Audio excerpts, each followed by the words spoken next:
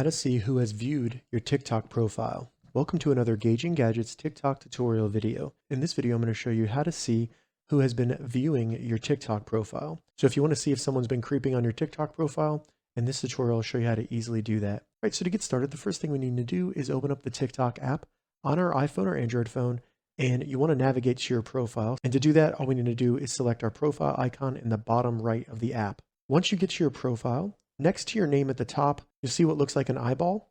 Go ahead and select that.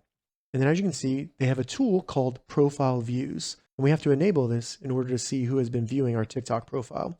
So keep in mind that if you turn this on, other people who have this turned on will be able to see that you viewed their profile. One limitation of this is that you can only see people who have turned this on.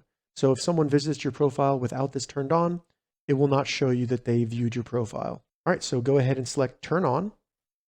And now anyone who has viewed our profile will show up under here under Profile Views. Now, if for some reason we want to turn this off, all we need to do is select the gear in the top right and then just toggle off Profile View History, hit the X, and now we've disabled that. All right, so that's how you see who has viewed your TikTok profile.